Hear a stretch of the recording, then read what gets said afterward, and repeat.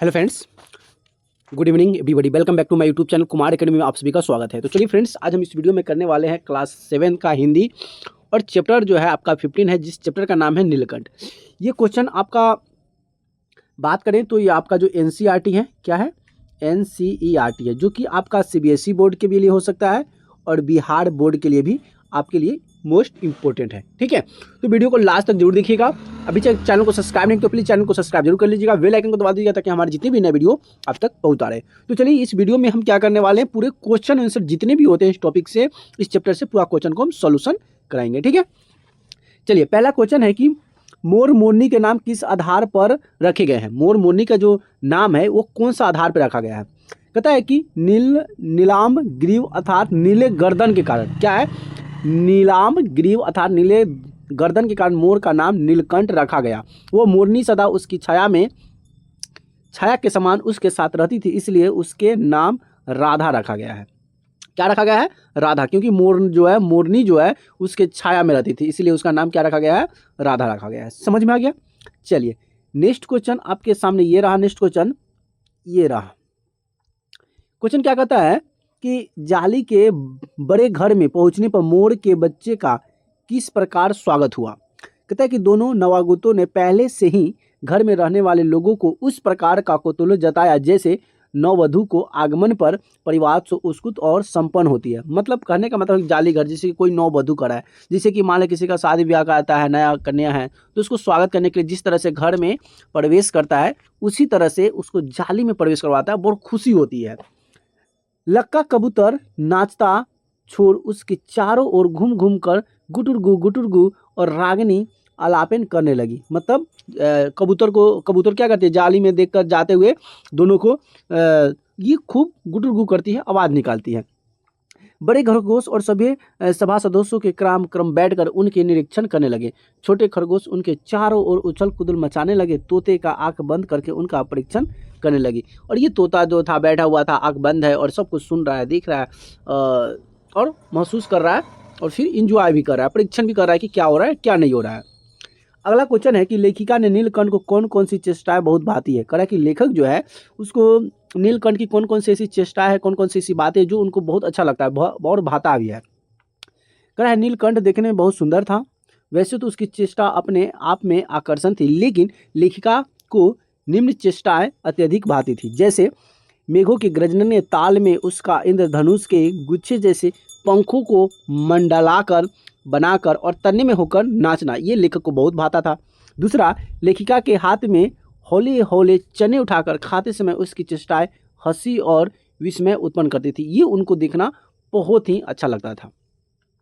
Next question ये रहा। Next question क्या कहता है, नेक्स्ट क्वेश्चन कि इस अंदोस्तमय की रागिनी में बेमेल स्वर कैसे बज उठा। वाक्य किस घटना की ओर संकेत कर रहा है। आनंदोत्सव की रागिनी में बेमेल शब्द, जो शब्द नहीं बोलना चाहिए था, वो सब अचानक कैसे बज उठा, इस घटना में की ओर किस ओर संकेत करता है। आंसर होगा इसका किस आंदोलन, क्या है, किस आंदोलस्व की रागिनी में बेमेल स्वर कुब्जा मोरनी के आने कारण बज उठा। कुब्जा मोरनी कैसा था, एक मोरनी थी, कुब्जा मोरनी थी, जैसे वो मोरनी वहाँ पे आती है, ये कारण उसके स्वर जो होता है मोरनी के बज उठता है। एक दिन महादेवी वर्मा नखास कोने में निकलती तो बड़े मियाँ ने उन्हें एक मोरनी के बारे में बताया जिसका पाँव घायल था। लेखिका उसे 7 रुपये में खरीद कर अपने घर ले आई और उसे देखभाल की।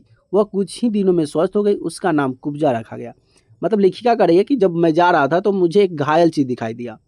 लेखिका उसे 7 रुपये में खरीद लेती है, अपने घर पे लेके आती है और अच्छे से उसकी देखभाल करती है, जिससे वह जल्दी ठीक हो जाती है, स्वस्थ भी हो जाती है, लेकिन उसका नाम एक नया नाम रख देता है, कुब्जा। वह स्वभाव से मेल मिलाप वाली न थी। इस चालू प्रकृति के होने के कारण वह नीलकंठ और राधा के साथ साथ न देख पाती थी। उन्हें साथ देखती तो राधा को नोच डालती। वह स्वयं नीलकंठ के साथ रहना चाहती थी। एक बार उसने राधा के अंडे भी तोड़ डाले थे। इसी कोलाहल व राधा की दूरी ने नीलकंठ के अप्रसन्न कर दिया और अंत में उसकी मृत्यु का कारण बन गया। अब होता है ना कि जलन हो गया, तो क्या होता है कि नीलकंठ में और जो कुब्जा मोरनी थी इसको जलन हो जाता है, कभी कभी उसका वो अंडा फोड़ देती है, कभी उसे जल भून कर लेती है। यही कारण था कि इस घटना का संकेत की ओर बढ़ जाता है। ऐसा आज खासकर समाज में भी होता है, एक महिला दूसरे महिला को जलती भूलती है।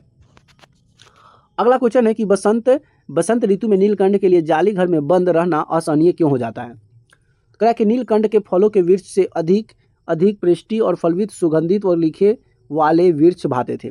इसलिए जब वसंत में आम के वृक्ष मंजरियों से लद जाते थे और अशोक के पेड़ लाल पत्तों से ढक जाते थे, तो नील के लिए जाली घर में रहना असहनीय हो जाता था, उसे जाली घर से बाहर छोड़ देना पड़ता था। कह रहा है कि बसंत के ऋतु जब आता है तो क्या होता है, पेड़ पौधे में क्या होता है, मतलब पत्ते आने लगते हैं, फूल आने लगते हैं।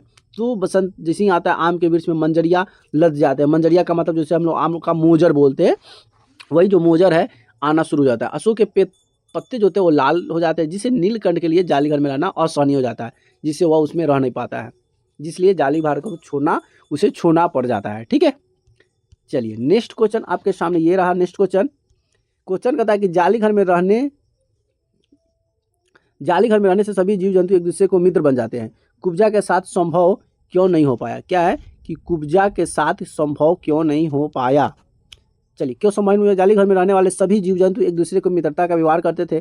खरगोश, तोते, मोर, मोरनी सभी मिलजुल कर रहते थे, लेकिन कुब्जा का स्वभाव उनके जैसा नहीं था। स्वभाव से इस चालू होने के कारण वो हरदम सबसे झगड़ती रहती थी। जिससे कि समाज में आपका होता है, समाज में होता क्या है कि आप गांव समाज में देखिएगा, कोई औरत है, महिला है, तो किसी को पटता नहीं है, मतलब सब कोई मिल कर रहना चाहेगी, कोई अपना अलग दाल पकाना चाहती है। तो उसी तरह से ये जो मोरनी जो थी ना, कुब्जी, ये किसी से पटता ही नहीं था, ये स्वभाव से ही झगड़ालू किस्म की थी। इससे क्या करती थी, जलती थी, सबसे झगड़ती रहती थी और अपनी चोंच से नीलकंठ के पास जाने वाले हर एक पक्षी को चोंच डालती थी। किसी को भी नीलकंठ के पास आने नहीं देती। तब तक उसे इसी ईर्ष्या से राधा के अंडे भी तोड़ दिए और इसे व्यवहार के कारण उसकी किसी से मित्रता भी नहीं बनी। जो भी कोई भी नीलकंठ के पास जाता, ये क्या करता, कुब्जी जो क्या करती, उसे मारती, चोंच मारती, कभी कभी राधा के अंडे भी तोड़ देती। इसलिए दोनों का पटता नहीं था, इसलिए उसका कोई मित्र ही नहीं बना। इसलिए हम कहते हैं बच्चों को कि सभी के साथ मित्रता वाला व्यवहार रखिए। ठीक है, सातवां क्वेश्चन आपका रहा, ये रहा सातवां क्वेश्चन। क्वेश्चन कहता है कि नीलकंठ ने खरगोश के बच्चे को सांप को किस तरह बचाया? इस घटना के आधार पर नीलकंठ के स्वभाव के विशेषताओं का उल्लेख कीजिए। कह रहा है कि एक बार सांप पशुओं की जाली घर में के भीतर आ गया। सब जीव जंतु इधर उधर भाग कर छिप गए, परंतु एक शिशु खरगोश सांप की पकड़ में आ गया। सांप ने उसे निगलने के लिए उसका आधा पिछला शरीर मुंह में दबा लिया। नन्हा खरगोश धीरे धीरे चींची कर रहा था। सोते हुए नीलकंठ ने यह कुंदर सुना तो वह झट से अपने पंख पर समेट कर वह झूले से नीचे आ गया। उसने सतर्क होकर सांप के फन को पंजे में दबाया और अपनी चोंच से इतने प्रहार कर उसे अधमरा हो गया।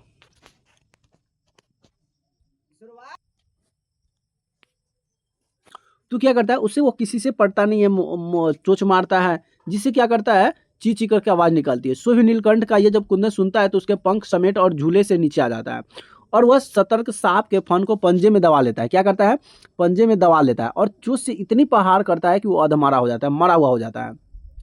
इस घटना पर नीलकंठ के स्वाभिव्यस्त विस्तार उभर होती है और इस तरह से उसकी घटना पर अपना दुख प्रकट करता है। क्या दुख प्रकट करता है?